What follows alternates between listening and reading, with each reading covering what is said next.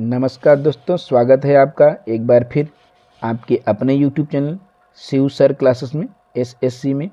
आज हम आप लोगों के लिए जीव विज्ञान के 20 महत्वपूर्ण प्रश्न लेके आए हैं जो कि मानव शरीर से संबंधित प्रश्न हैं। तो देखिए, प्रश्न नंबर 1 है कि डॉक्टरों के द्वारा प्रयोग किया जाने वाला स्टेथोस्कोप किस सिद्धांत पर कार्य करता है। तो देखिए, डॉक्टरों के द्वारा प्रयोग किया जाने वाला स्टेथोस्कोप जिससे डॉक्टर लोग जो व्यक्ति बीमार रहता है उसकी धड़कन का पता लगाते हैं, तो यह ध्वनि के परावर्तन सिद्धांत पर कार्य करता है। प्रश्न नंबर 2 है, निर्जलीकरण के दौरान शरीर से किस पदार्थ की हानि हो जाती है। तो देखिए, निर्जलीकरण यानी डिहाइड्रेशन यानी कि शरीर से जल का निकल जाना, उसी को हम लोग निर्जलीकरण कहते हैं। तो निर्जलीकरण यानी डिहाइड्रेशन के दौरान शरीर से NaCl यानी सोडियम क्लोराइड की कमी हो जाती है यानी हानि हो जाती है। प्रश्न नंबर 3 देखिए, इंसुलिन में कौन सी धातु पाई जाती है।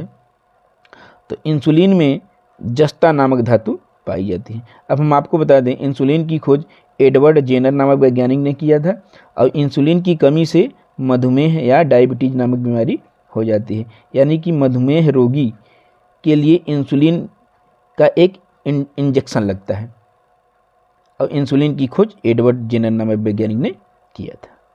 प्रश्न नंबर 4 देखिए, सर्वाग्राही रुधिर वर्ग है। सर्वाग्राही रुधिर वर्ग है AB। सर्वाग्राही का मतलब क्या होता है कि ऐसा ब्लड ग्रुप जो किसी भी ब्लड ग्रुप वाले व्यक्ति का ब्लड ले सकता है, उसी को हम लोग सर्वाग्राही कहते हैं। तो सर्वाग्राही रुधिर वर्ग है AB। अब इसको हम याद रखेंगे, AB यानी लेबी, यानी किसी भी ग्रुप वाले व्यक्ति का ब्लड ले सकता है AB। और सर्वदाता रुधिर वर्ग क्या होता है। सर्वदाता रुधिर वर्ग है O, यानी यह किसी भी ब्लड ग्रुप वाले व्यक्ति को ब्लड दे सकता है। तो AB किसी भी ब्लड ग्रुप वाले व्यक्ति का ब्लड ले सकता है और O किसी भी ब्लड ग्रुप वाले व्यक्ति को ब्लड दे सकता है। इसको आप लोग याद रखेंगे, AB को लेबी, लेबी का मतलब होता है किसी का भी ब्लड ग्रुप ले सकता है, और O को दो या मतलब किसी को भी वो ब्लड ग्रुप ब्लड दे सकता है। देखिए, प्रश्न संख्या 6 है, रुधिर वर्ग की खोज किसने की थी। तो रुधिर वर्ग की खोज कार्ल लैंडस्टीनर नामक वैज्ञानिक ने की थी। रुधिर वर्ग का मतलब वहीं A, AB, O, A+, यही सब रुधिर वर्ग है। तो इसकी खोज कार्ल लैंडस्टीनर ने की थी। एक क्वेश्चन है कि रुधिर परिसंचरण की खोज किसने की थी। अगर आपको रुधिर परिसंचरण आ जाए, रुधिर परिसंचरण आ जाए कि परिसंचरण की खोज किसने की थी, तो रुधिर परिसंचरण की खोज की थी विलियम हार्वे नामक वैज्ञानिक ने। विलियम हार्वे नामक वैज्ञानिक, यानी जब आपसे पूछा जाए कि रुधिर परिसंचरण की खोज किसने की थी तो आप बताएंगे विलियम हार्वे ने। अब अगर पूछा जाए रुधिर वर्ग की खोज किसने की थी, तो रुधिर वर्ग की खोज कार्ल लैंडस्टीनर ने की थी। अगला क्वेश्चन है, कौन सा विटामिन हमारे शरीर में सबसे तेज बनता है, यानी सबसे तेजी से बनने वाला विटामिन कौन सा है। तो विटामिन A, विटामिन A हमारे शरीर में सबसे तेजी से बनता है। विटामिन A का रासायनिक नाम है रेटिनॉल, और विटामिन A की कमी से रतौंधी नामक बीमारी हो जाती है। और विटामिन A का अच्छा स्रोत है गाजर, पपीता, हरी सब्जियां इत्यादि। देखिए, प्रश्न संख्या 8 देखिए, अस्थियों एवं दांतों में मौजूद रासायनिक तत्व क्या है। तो अस्थियों यानी हड्डियों एवं दांतों में मौजूद रासायनिक तत्व क्या है।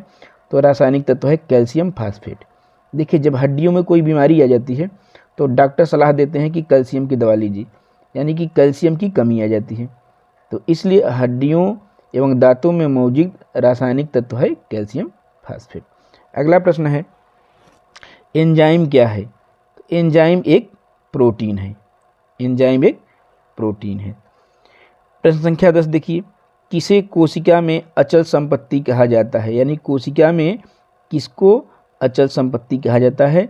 तो न्यूक्लिक अम्ल, न्यूक्लिक अम्ल को कोशिका की अचल संपत्ति कहा जाता है। अगला क्वेश्चन है, पाचन की क्रिया में प्रोटीन किस पदार्थ में बदल जाता है, यानी पाचन के दौरान जब हम लोग भोजन को ग्रहण करते हैं तो पाचन जब होता है भोजन का, उस समय प्रोटीन किस में बदल जाता है। तो प्रोटीन एमिनो अम्ल में बदल जाता है। तथा अगर पूछा जाए कि कार्बोहाइड्रेट पाचन के दौरान किस में बदल जाता है, तो वो पाचन के दौरान ग्लाइकोजन में बदल जाता है, यानी कार्बोहाइड्रेट ग्लाइकोजन में बदल जाता है और प्रोटीन एमिनो अम्ल में बदल जाता है। वो प्रोटीन नहीं रहता बल्कि एमिनो अम्ल बन जाता है। अगला क्वेश्चन है, वह धातु कौन सी है जो B12 की एक घटक है? तो कोबाल्ट, वह धातु है कोबाल्ट जो B12 की एक घटक है। अब B12 का रासायनिक नाम है साइनोकोबालामीन। अगला क्वेश्चन है, जल में घुलनशील विटामिन कौन है? तो जल में घुलनशील विटामिन है बी व सी। बी व सी ऐसे विटामिन हैं जो जल में घुल जाते हैं पूरी तरह, और जल में न घुलने वाले यानी वसा में घुलने वाले विटामिन कौन से हैं? कौन से ऐसे विटामिन हैं जो वसा में घुलनशील होते हैं? तो कीड़ा याद कर लीजिए, कीड़ा, यानी कि विटामिन के, vitamin E, vitamin D, vitamin A, ये ऐसे विटामिन हैं जो वसा में घुलनशील हैं, जल में नहीं। लेकिन जल में घुलनशील विटामिन है बी व सी। अगला प्रश्न है कि पित्त स्त्रावित होता है, यानी पित्त कहाँ से स्त्रावित होता है? तो पित्त यकृत से स्त्रावित होता है तथा संचित रहता है पित्ताशय में, यानी उसका भंडारण पित्ताशय में होता है और निकलता है यकृत से, यानी स्त्रावित होता है यकृत से। अगला प्रश्न है, मानव शरीर की सबसे बड़ी ग्रंथि, यानी मानव शरीर की सबसे बड़ी ग्रंथि यकृत है, और मानव शरीर की सबसे छोटी ग्रंथि पीयूष ग्रंथि या पिट्यूटरी ग्रंथि जो मनुष्य के मस्तिष्क में पाई जाती है, और यह सबसे छोटी ग्रंथि होती है। इसे मास्टर ग्रंथि के नाम से भी जानते हैं। अगर पूछा जाए कि मानव शरीर की सबसे बड़ी अंतःस्त्रावी ग्रंथि कौन सी है, तो अगर मानव शरीर की सबसे बड़ी अंतःस्त्रावी ग्रंथि पूछे तो आप बताएंगे थायराइड। लेकिन अगर आपसे पूछा जाए कि मानव शरीर की सबसे बड़ी ग्रंथि, यानी न तो बाह्यस्त्रावी कहे न तो अंतःस्त्रावी कहे, उस केस में आपका यकृत हो जाएगा। और जब आपसे कहेगा मानव शरीर की सबसे बड़ी अंतःस्त्रावी ग्रंथि, उस समय आप कहेंगे थायराइड। और मानव शरीर की सबसे छोटी ग्रंथि पीयूष ग्रंथि, या इसी को हम लोग पिट्यूटरी ग्रंथि कह सकते हैं, या फिर हम कह सकते हैं मास्टर ग्रंथि, इसी का ही नाम है। अगला प्रश्न है, मानव शरीर की सबसे बड़ी कोशिका कौन सी है? तो मानव शरीर की सबसे बड़ी कोशिका तंत्रिका तंत्र की कोशिका है। अगर पूछा जाए कि मानव शरीर की सबसे बड़ी ग्रंथि यकृत, सबसे छोटी ग्रंथि पीयूष ग्रंथि और सबसे बड़ी कोशिका, तो तंत्रिका तंत्र की कोशिका है।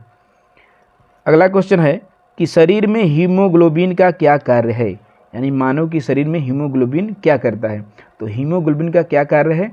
तो यह ऑक्सीजन का संवहन करता है, यानी हमारे शरीर में ऑक्सीजन का संवहन, यानी मनुष्य के शरीर में ऑक्सीजन शरीर के प्रत्येक भागों तक पहुंचाता है। अगला प्रश्न है, लार में पाया जाने वाला एंजाइम कौन सा है, यानी लार में कौन सा एंजाइम पाया जाता है? तो लार में टायलिन नामक एंजाइम पाया जाता है। अगला प्रश्न, मानव शरीर में खून किसकी उपस्थिति के कारण नहीं जमता? यानी मानव शरीर में, शरीर का मतलब मानव शरीर के नसों में खून किसकी उपस्थिति के कारण नहीं जमता?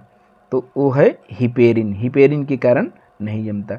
अगर हिपेरिन न रहे तो मानव शरीर के नसों में ब्लड जम जाएगा, और जब ब्लड का संवहन नहीं होगा तो मानव तुरंत एक्सपायर कर जाएगा, यानी मृत्यु हो जाएगी मानव की। तथा किसकी कमी के कारण रक्त का थक्का नहीं बनता? तो विटामिन के की कमी के कारण रक्त का थक्का नहीं बनता, और हिपेरिन के कारण रक्त जमता नहीं, यानी कि नसों में रक्त नहीं जमता। तो ये तो था आप लोगों के लिए मानव शरीर से संबंधित 20 महत्वपूर्ण प्रश्न। अब अगले वीडियो में हम आपको फिर इससे अच्छे प्रश्न लेके आएंगे।